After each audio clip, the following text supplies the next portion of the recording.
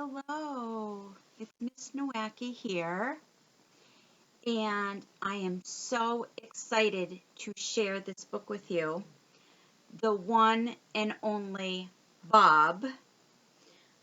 This is the sequel to The One and Only Ivan by Katherine Applegate. And here is the dedication. It's for my family, human, feline, and of course, canine. We next have an epigraph, and an epigraph is usually some quotes that gives you a little bit of kind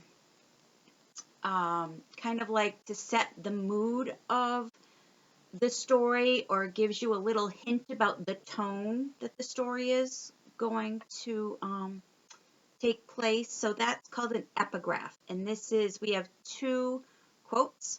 And the first quote is from Carl Sagan. And it's, for small creatures such as we, the vastness is bearable only through love.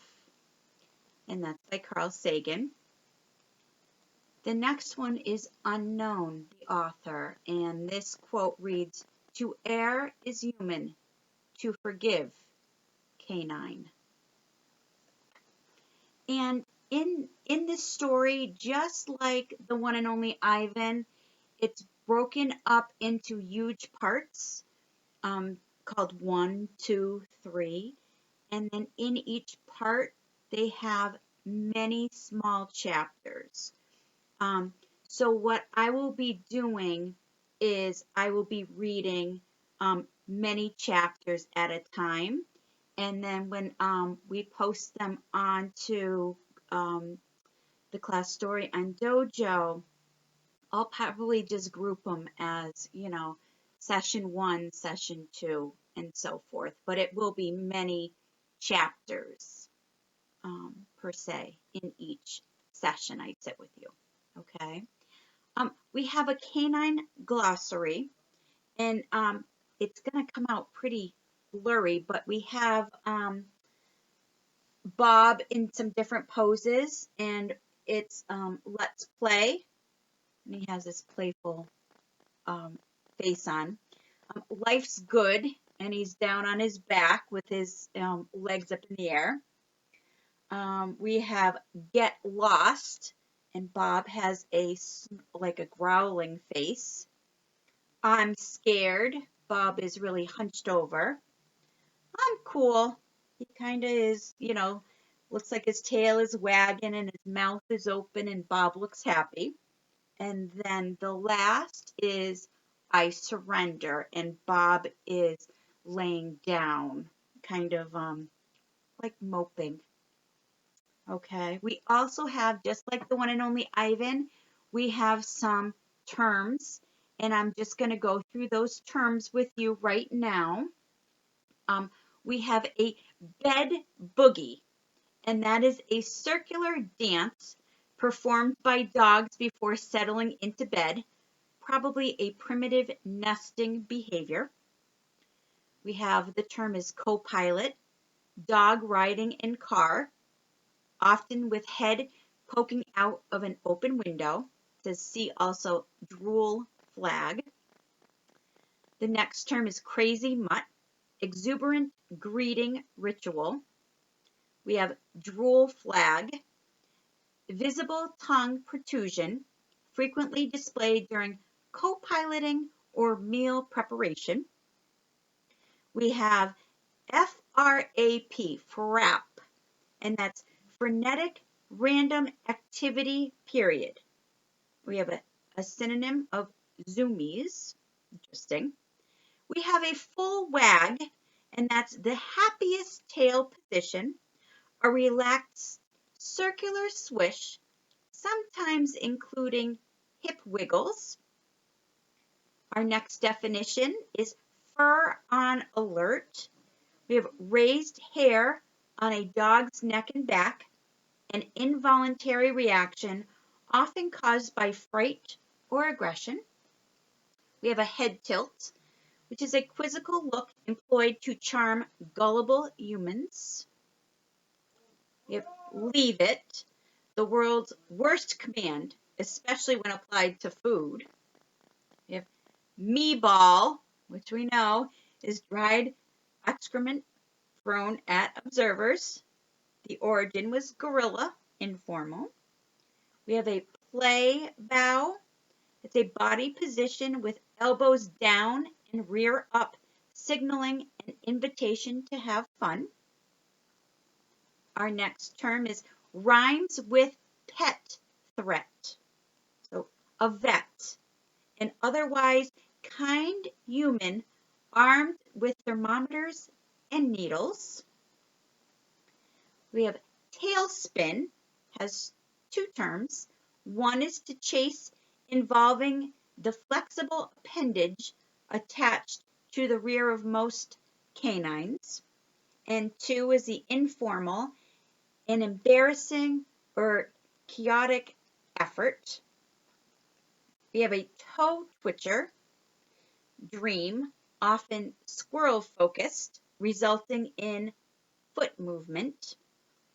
We have tug of war string, a long, though never long enough, piece of fabric or leather used to lead humans during walks. We have a UFO, and there's two terms, unidentified food object, often found under kitchen tables or couch cushions. The second term for UFO is unidentified floor object, hopefully edible. And a third definition, unidentified flying object, ideally a stick, flying disc, or slobber-covered tennis ball. We have a water bowl of power. And the first definition of that is a jumbo-sized ceramic dish. And the second definition is an uncomfortable human chair, generally found in bathrooms. And here we have zoomies as our last definition. Sudden bursts of energy, usually involving chaotic dashes through the house. Informal, see also frap. Okay, so here we are with our first section of the one and only Bob. Here we have confession. Look, nobody's ever accused me of being a good dog. I bark at empty air. I eat cat litter. I roll in garbage to enhance my aroma. I harass innocent squirrels. I hog the couch. I lick myself in the presence of company. I'm no saint, okay? And we have a picture of Bob. He is laying on his back with his legs up in the air. Our next chapter, and while I'm at it. I may or may not have eaten a pepperoni pizza with anchovies when nobody was looking. Also, I may or may not have eaten a coconut vanilla birthday cake when nobody was looking. Also, I may or may not have eaten a Thanksgiving turkey, except for the stuffing. Way too much rosemary when nobody was looking. Nobody looking. That seems to be the common thread. As they say on the crime shows, motive and opportunity. Our next chapter is called Robert. Name's Bob. I'm a mutt of uncertain heritage. Definitely some Chihuahua with a smidgen of Papillion on my father's side. You're probably thinking I'm some wimpy lapdog, the kind you see poking out of an old lady's purse like a hairy keychain, but size ain't everything. It's swagger, attitude. You gotta have the moves. Probably I should have been named Bruiser or Bam Bam or Bandit, but Bob's what I got, and Bob'll do me just fine. Julia named me long time ago. She's my girl. She calls me Robert when I get on her nerves. Happens pretty often, to be honest. This chapter is called Numero Uno. There's an old saying about us dogs. Goes like this. It's no coincidence that man's best friend can't talk. Let me tell you something. If we could talk to people, they'd get an earful. You ever hear anyone mention man's being dog's best friend? Nope, didn't think so. Way I've always figured it, end of the day, you gotta be your own best friend. Look out for numero uno. Learn that one the hard way. That's not to say I don't have a best pal. I do. Gorilla, name of Ivan. Big guy, and I go way, way back. Gorilla and dog. Yup, I know. You don't see that every day. Long story. I love that big old ape. Ditto our little elephant friend, Ruby. They're the best. This chapter is called How We Met. The first time I met Ivan, I was a homeless puppy, desperate, starving, all alone. It was the middle of the night, and I'd slipped into the mall where Ivan lived in a cage. I wandered a bit, grateful for the warmth, confused by the weird assortment of sleeping animals I found there, checking every trash can for anything edible. There was a small hole in a corner of Ivan's enclosure. He was fast asleep, cuddled up with a worn stuffed gorilla that looked like a weary gorilla. He was snoring, and man, that guy snored like a pro. In his open palm was a chunk of banana, and I still get shivers when I think about this. I ate it right out of his hand. Guy could have squeezed his fingers shut, and I would have popped like a puppy balloon. And he just kept on sleeping. And then more shivers. I am either a maniac or the bravest dog in the planet. Probably a little of both. I hopped up onto that big, round, furry tummy of his. That's right. I climbed Mount Ivan. Crazy. I know. I have no idea what I was thinking. Maybe I was so exhausted I went a little bonkers.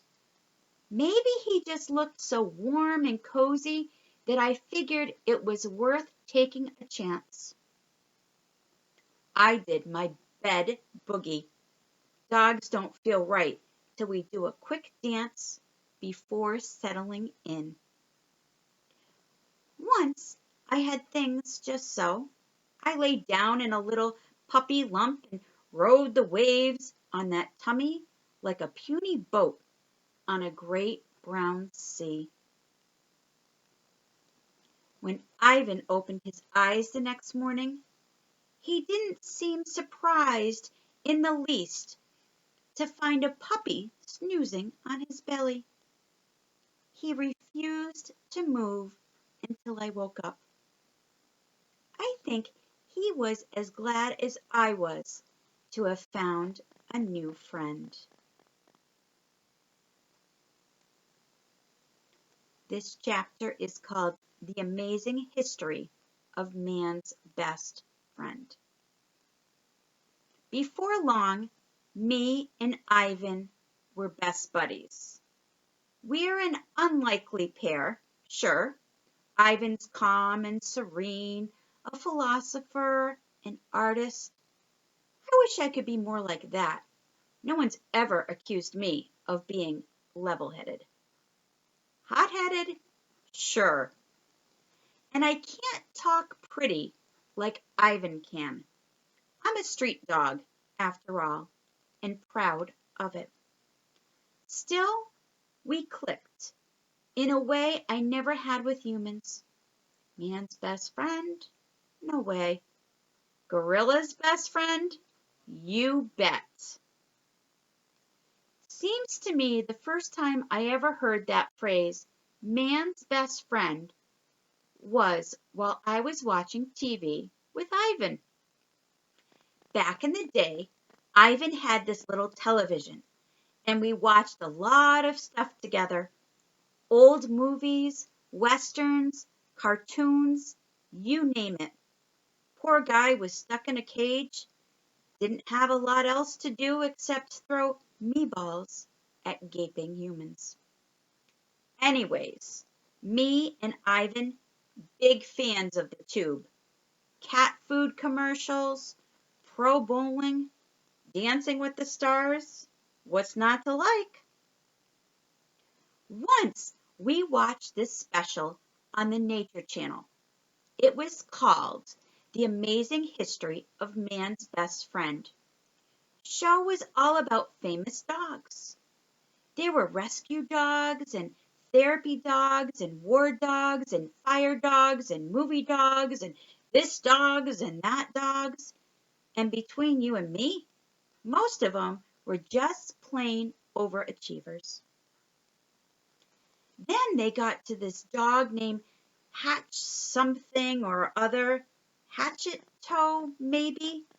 Seems his owner died. For the record, I object to the word owner, but we'll set that aside for now. And Hatch something or other sat around for over 9 years in the same spot at the same train station day after day, waiting for him to return. Thing is, the narrator guy was blabbing on and on about this dog, really over-the-top stuff. How loyal, how loving, break out the Kleenex, blah, blah, blah, wah, wah, wah, man's best friend. They made a statue of this dog. I kid you not. A statue of the dog who sat around 9 years waiting for a dead guy. The last chapter I'm going to read is called In My Opinion. That dog was a ninny, a numbskull, a nincompoop. Take care. I'll see you next time.